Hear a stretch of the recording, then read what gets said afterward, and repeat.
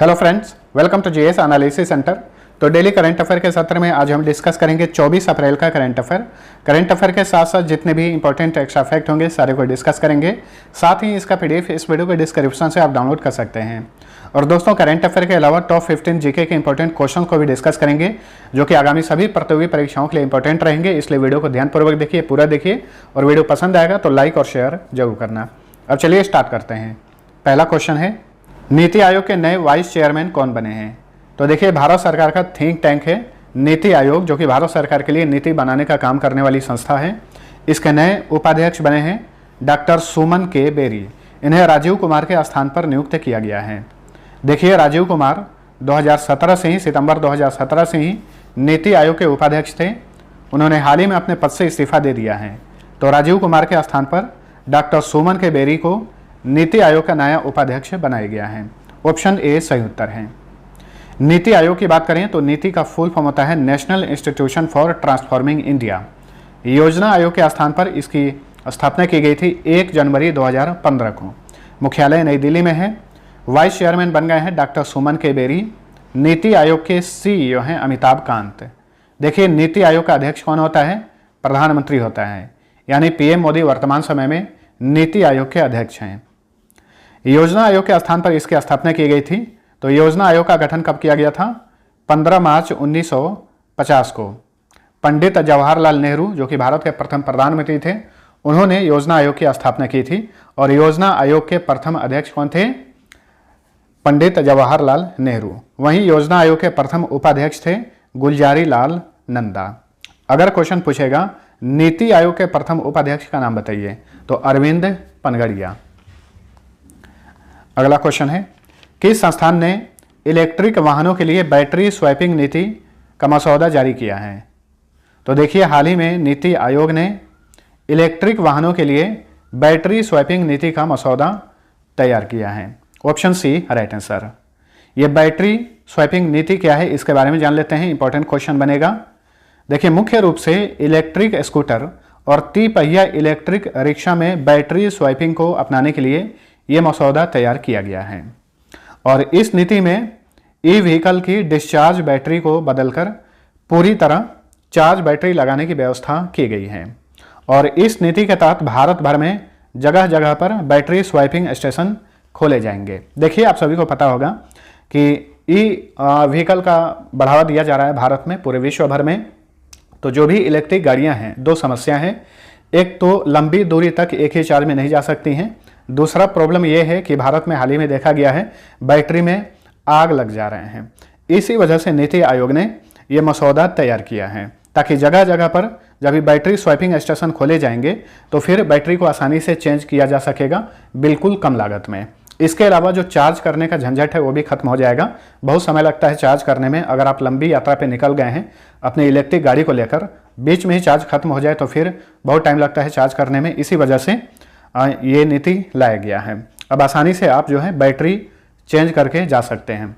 इससे ज़्यादा टाइम तक चार्ज करने का झंझट और जो बैटरी में आग लगने की घटना है उसकी समस्या खत्म हो जाएगी। तो नीति आयोग के बारे में हम जान चुके हैं। चलिए, अगला क्वेश्चन है, सतत विकास लक्ष्यों के साथ बच्चों पर ध्यान देने हेतु नीति आयोग ने किस संस्थान के साथ भागीदारी की है? देखिए, नीति आयोग से रिलेटेड ये 3 इंपॉर्टेंट क्वेश्चन बने हैं, याद रखिएगा। तो सतत विकास लक्ष्यों, सबसे पहले इसके बारे में जान लेते हैं। देखिए, यूनाइटेड नेशन ने कुल 17 सस्टेनेबल डेवलपमेंट गोल्स निर्धारित किए हैं पूरे विश्व के लिए, और इसे 2030 तक प्राप्त करना है। जो यूनाइटेड नेशन ने कुल 17 SDG निर्धारित किए हैं, इसे 2030 तक प्राप्त करने का लक्ष्य रखा गया है।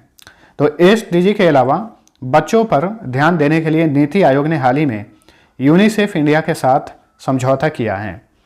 तो ऑप्शन बी राइट आंसर है। यूनिसेफ की बात करें, यूनाइटेड नेशन का ही एक ब्रांच है ये। यूनिसेफ का फुल फॉर्म होता है United Nations International Children's Emergency fund.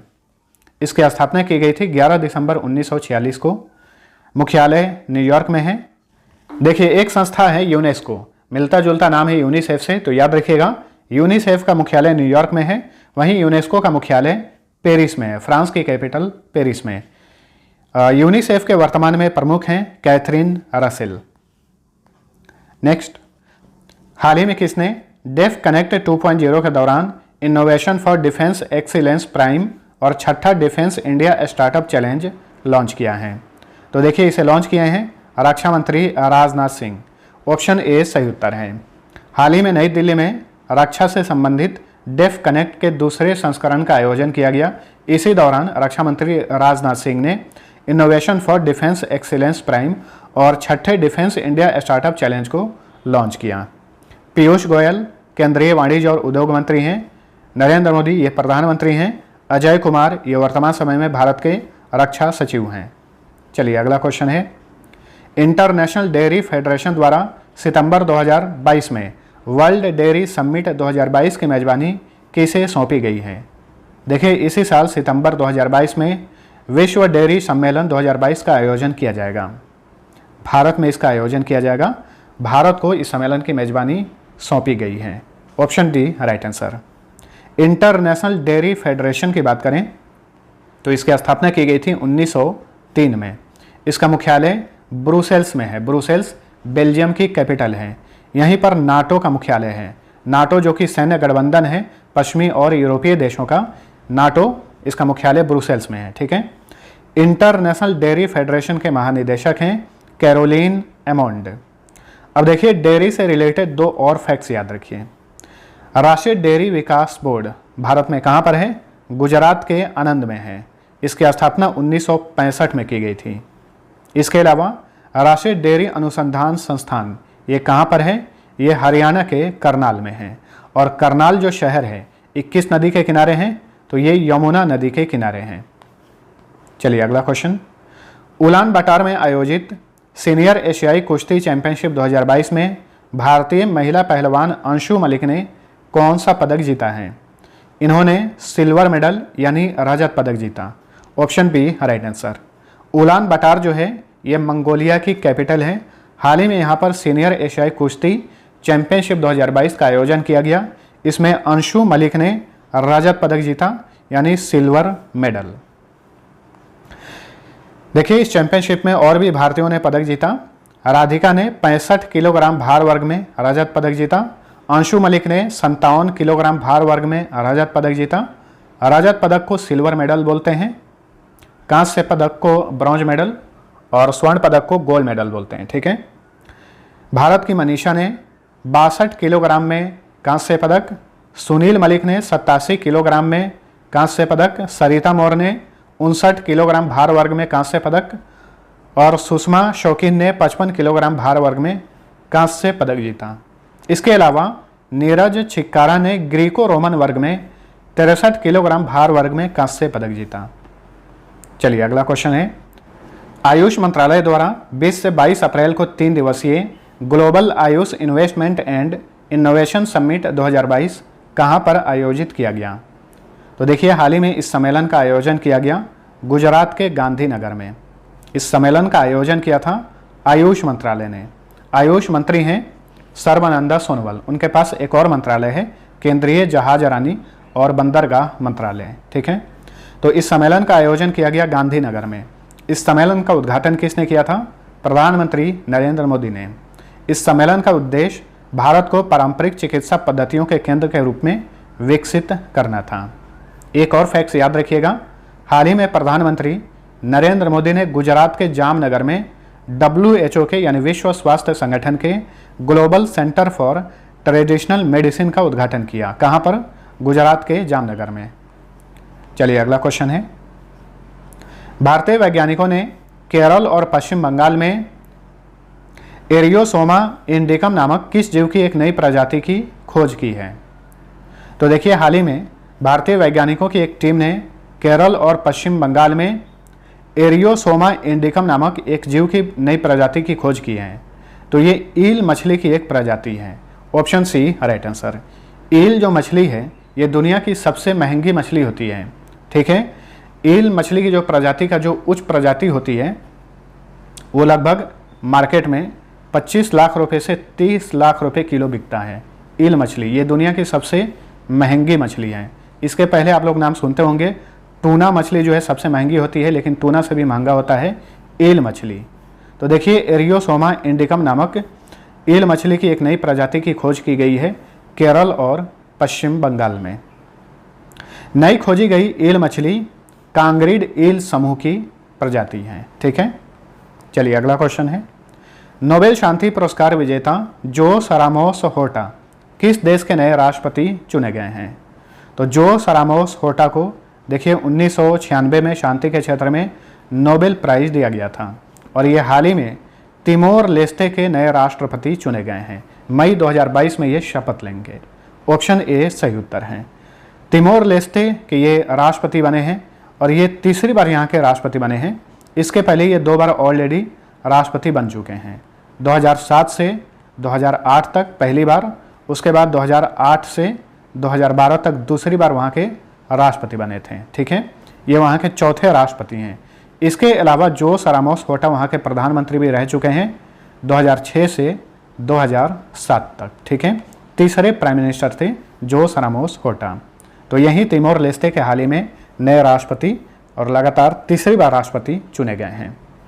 देखिए तिमोर लेस्टे को ईस्ट तिमोर भी कहा जाता है। ठीक है, अच्छा, शांति का नोबेल पुरस्कार की बात करें तो पिछले साल ये पुरस्कार किसे दिया गया था? याद रखिएगा, 2 लोगों को दिया गया था, दमित्री मुरातोव जो कि रूस के पत्रकार हैं और एक हैं फिलिपो यूएस पत्रकार हैं मारिया रेसा। दमित्री मुरातोव और मारिया रेसा को 2021 में शांति के क्षेत्र में नोबेल प्राइज दिया गया था। ईस्ट तिमोर की कैपिटल है दिल्ली। ठीक है, भारत की कैपिटल है दिल्ली और ईस्ट तिमोर की कैपिटल है दिल्ली। यहाँ के प्रधानमंत्री हैं जोस मारिया वास्कोनसेलोस। यहाँ की करेंसी है यूएस डॉलर। अगला क्वेश्चन है, निम्न में से किस देश के राष्ट्रपति वोलोडोमिर जेलेंस्की को लोकतंत्र की रक्षा के लिए John F Kennedy profile in courage award से सम्मानित किया गया है? देखिए आमतौर पर यह पुरस्कार किसी अमेरिकी को ही दिया जाता है। ये अमेरिका में दिया जाने वाला एक पुरस्कार है जो कि लोकतंत्र की रक्षा के लिए दिया जाता है। लेकिन वोलोडोमिर जेलेंस्की जो हैं ये यूक्रेन के राष्ट्रपति हैं। हाल ही में इन्हें इस पुरस्कार से सम्मानित किया गया है। अमेरिका ने हाल ही में कुल 5 लोगों को यह पुरस्कार दिया है, जिसमें एक वोलोडोमिर जेलेंस्की भी हैं। उन सभी 5 विजेताओं का नाम जान जाइए। एक है वोलोडोमिर जेलेंस्की जो कि यूक्रेन के राष्ट्रपति हैं। इसके अलावा अमेरिका के लीज चेनी, जॉकलिन बेंसन, रस्टी बोअर्स और वाड्रिया शॉय मॉस, इन 5 को ये पुरस्कार दिया गया है। और ये पुरस्कार 22 मई 2022 को, अगले महीने 22 तारीख को बोस्टन में John F Kennedy presidential library में प्रदान किया जाएगा। तो फ्रेंड्स, यह था हमारा आज का करंट अफेयर। वीडियो पसंद आया है तो लाइक और शेयर जरूर करना। अब चलिए टॉप 15 जीके के इंपॉर्टेंट क्वेश्चंस का सेट लगाते हैं। आज सेट 14 है। पहला क्वेश्चन है, संयुक्त राष्ट्र विकास कार्यक्रम यानी UNDP, United Nation Development Programme, पहली बार मानव विकास रिपोर्ट जो है कब जारी किया था? तो इसने पहली बार 1990 में मानव विकास रिपोर्ट जारी किया था। क्वेश्चन नंबर 2 है, मानव विकास सूचकांक का आकलन का आधार क्या है? यानी मानव विकास सूचकांक जो जारी किया जाता है तो किस आकलन के आधार पर किया जाता है? जीवन प्रत्याशा, शिक्षा का स्तर और प्रति व्यक्ति आय के आधार पर। क्वेश्चन नंबर 3 है, प्रथम डिजिटल कंप्यूटर का क्या नाम था? इसका नाम था एनियाक। ठीक है, एनियाक उसका नाम था। यह प्रथम डिजिटल कंप्यूटर था। नॉर्टन क्या है? तो नॉर्टन ये एक एंटीवायरस टूल है। नॉर्टन। रक्तचाप कौन नियंत्रित करता है? तो देखिए मानव शरीर में रक्तचाप यानी ब्लड प्रेशर कौन नियंत्रित करता है? अधिवृक्क ग्रंथि यानी एड्रिनल ग्लैंड। आलू डैश है। आलू के किस भाग को हम खाते हैं? तो देखिए आलू के तने को हम लोग खाते हैं। आलू और प्याज ये 2 ऐसे उत्पाद हैं, फसल हैं, जिनके तने को हम लोग खाते हैं। गाजर और मूली के जड़ को हम लोग खाते हैं, याद रखिएगा। विद्युत बल्ब में भरा जाने वाला गैस डैश कहलाता है। तो विद्युत बल्ब में जो गैस होता है ये नाइट्रोजन गैस होता है। ट्यूबलाइट में डैश भरा होता है। देखिए ट्यूबलाइट में भी कुछ गैस होते हैं। ये कौन सा गैस होता है? ये पारे का वाष्प और ऑर्गन होता है ट्यूबलाइट में। वहीं विद्युत बल्ब में नाइट्रोजन गैस होता है। मॉर्फिन और हेरोइन का मुख्य स्रोत डैश है। तो देखिए अफीम के पौधे से ही मॉर्फिन और हेरोइन का निर्माण किया जाता है। ये प्राप्त होते हैं अफीम से। और विश्व में अफीम की खेती में किस देश का पहला स्थान है? अफ़गानिस्तान का पहला स्थान है।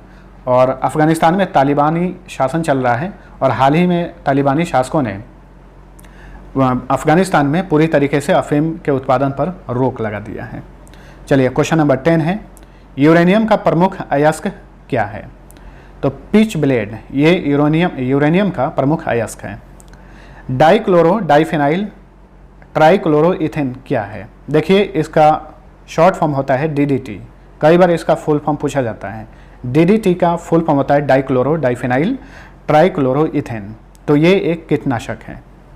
विश्व का सबसे बड़ा प्रायद्वीप कौन सा है? तो ये है अरब प्रायद्वीप। ये विश्व का सबसे बड़ा प्रायद्वीप है। संसार में दिन और रात साल के किस दिन बराबर होते हैं?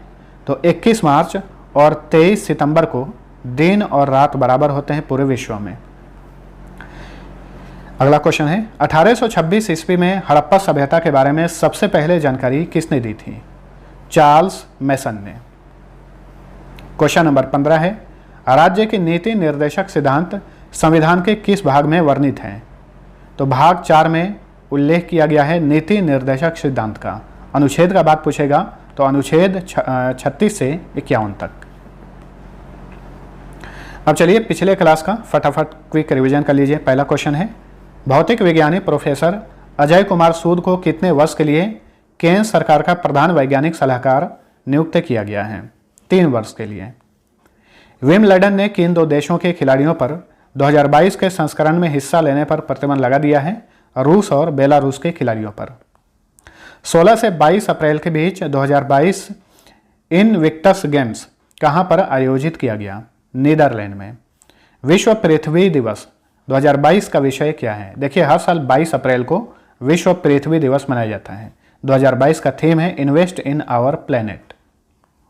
नेक्स्ट, कैलिफोर्निया स्थित BLET इलेक्ट्रिक इंक ने किस राज्य में दुनिया की सबसे बड़ी इलेक्ट्रिक 3 व्हीलर फैक्ट्री स्थापित करने की घोषणा की है? तेलंगाना में।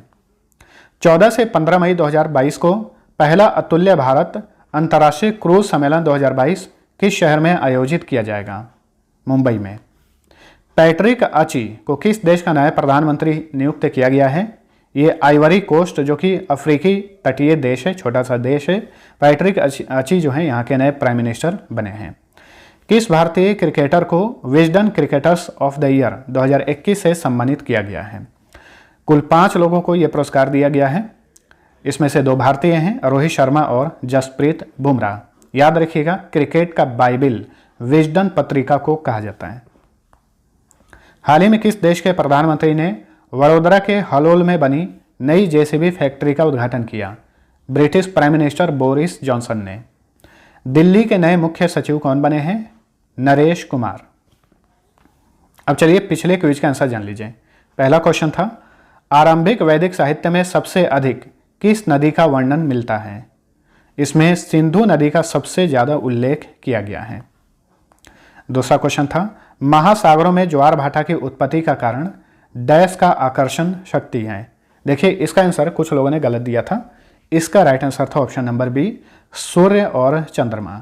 जो महासागरों में ज्वार भाटा उठता है उसकी उत्पत्ति का कारण जो है सूर्य और चंद्रमा का आकर्षण शक्ति है। अब चलिए आज का पहला क्वेश्चन है, डॉस और विंडोज क्या है?